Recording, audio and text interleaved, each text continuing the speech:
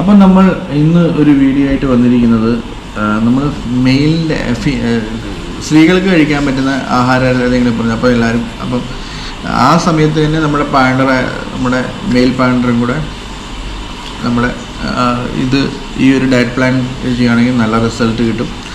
അപ്പം ഇമ്പോർട്ടൻ്റ് എന്ന് പറയുന്നൊരു 3 മാസമെങ്കിലും നമ്മൾ ഇമ്പോർട്ടൻ്റ് ആയിട്ടുള്ള ഡയറ്റ് കൺട്രോൾ ചെയ്തിട്ട് നിങ്ങൾ ഇത് ചെയ്യുകയാണെങ്കിൽ നിങ്ങൾക്ക് ഏറ്റവും നല്ല റിസൾട്ടും കാര്യങ്ങളും മിസ്കാരേജ് അല്ലെങ്കിൽ അങ്ങനെയുള്ള കാര്യങ്ങൾ ഒന്നും വരാനുള്ള ഹെൽത്ത് പരമായ ഇഷ്യൂകളൊന്നും വരാനില്ല. എന്നിട്ട് നിങ്ങൾ മാക്സിമം ഒരു ഡയറ്റൊക്കെ ഫോളോ ചെയ്ത് ചെയ്യുകയാണെങ്കിൽ നിങ്ങൾക്ക് നല്ല റിസൾട്ട് കിട്ടും. അപ്പം 5 ടിപ്സാണ് പറയുന്നത് മെയിലിന് വേണ്ടിയുള്ളത്. സിങ്ക്, സെലാനിയം കൂടുതലായിട്ട് സ്പേം ഉണ്ടാക്കാനും ആക്റ്റീവ് ആകാനും, നിലക്കടല, ബദാം, ബ്രസീൽ നട്ട് 2 എണ്ണം, മുട്ട, ചെമ്മീൻ ഇതൊക്കെ നമുക്ക് കഴിക്കുന്നതുകൊണ്ട് നല്ലപോലെ സ്പേമിൻ്റെ കൗണ്ടൊക്കെ കൂടാനുള്ള ഇത് ചെയ്തുള്ളൂ. പിന്നെ ആൻറ്റി ഓക്സിഡൻസ്, ഫ്രീ റെഡിക്കൽ, പിന്നെ ഫ്രീ റാഡിക്കലിനെ കൊന്ന് സ്പേം ഡാമേജ് കുറയ്ക്കും. നെല്ലിക്ക, തക്കാളി, ക്യാരറ്റ്, ബെറി, വാൽനട്ട് ഇതൊക്കെ കഴിക്കരുത്. ആൻറ്റി ഓക്സിഡൻ്റ് ആയിട്ടുള്ള സാധനങ്ങളൊന്നും കഴിക്കരുത്. പിന്നെ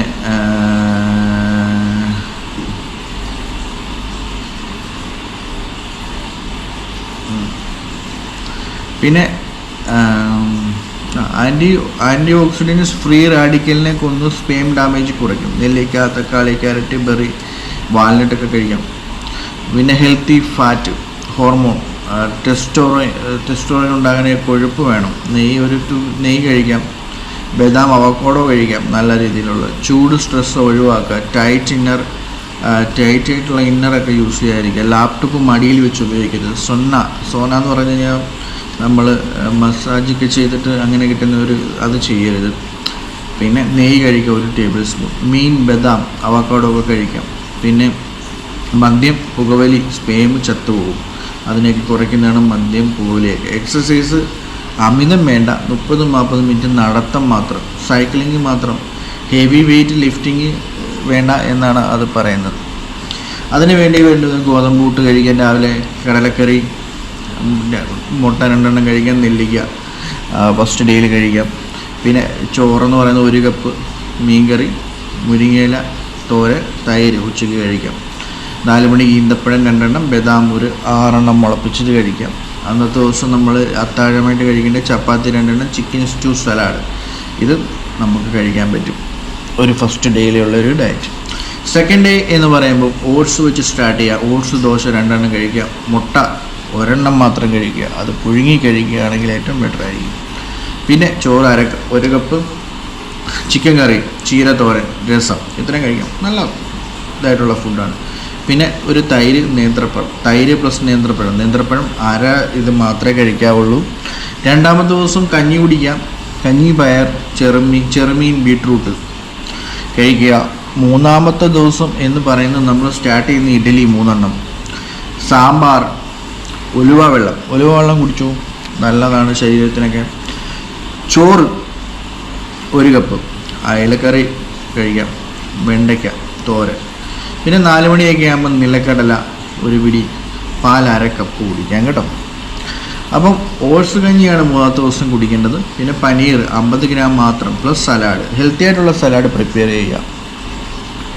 4-ാമത്തെ ദിവസം റാഗി അപ്പം 2 എണ്ണം, മുട്ട പൊരിച്ചത്, പിന്നെ ചോറ്, പിന്നെ ചെമ്മീൻ കറി, പടവലത്തോരൻ, പിന്നെ പ്ലസ് പുഴുങ്ങിയ ചെറുപയർ 4 മണിയാകുമ്പോൾ കഴിച്ചു, കട്ടി തൈരുമായിട്ട് കേട്ടോ.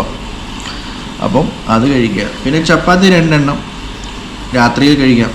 മീൻ കറി, തക്കാളി സൂപ്പ് ആഡ് ചെയ്ത് കഴിഞ്ഞാൽ നല്ല ഹെൽത്തി ആയിട്ടുള്ള ഇതാണ്. പിന്നെ നമ്മൾ 5-ാമത്തെ ദിവസം ചെറുപയർ ദോശയാണ്, മുട്ട ഓംലേറ്റ് അതാണ് നമ്മൾ സജസ്റ്റ് ചെയ്യുന്നത്.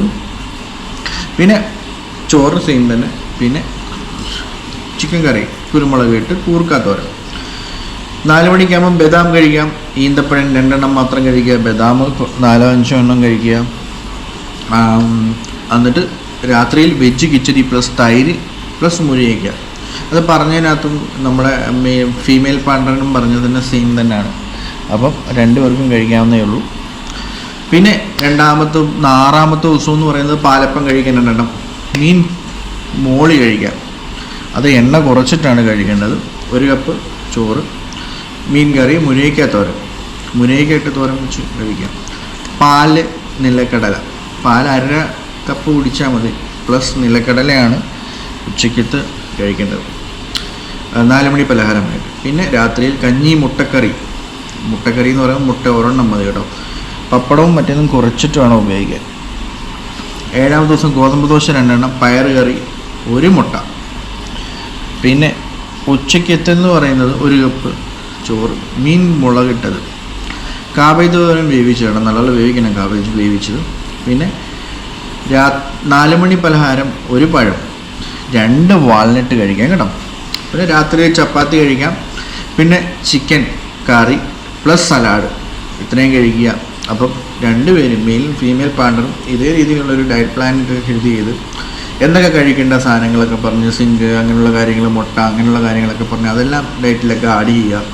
വെള്ളം കുടിക്കുക, സ്ട്രെസ്സ് കുറയ്ക്കുക, ഇന്നേഴ്സൊക്കെ ഉപയോഗിക്കുന്നത് ലാപ്ടോപ്പ് മടി വെച്ച് ഉപയോഗിക്കരുത്, സോന അങ്ങനെ ശരീരം ഹീറ്റാകുന്ന കാര്യങ്ങളൊന്നും ചെയ്യരുത്, എക്സസൈസ് പറഞ്ഞ് നടത്താൻ മാത്രം, സൈക്ലിങ് മാത്രം ചെയ്യുക.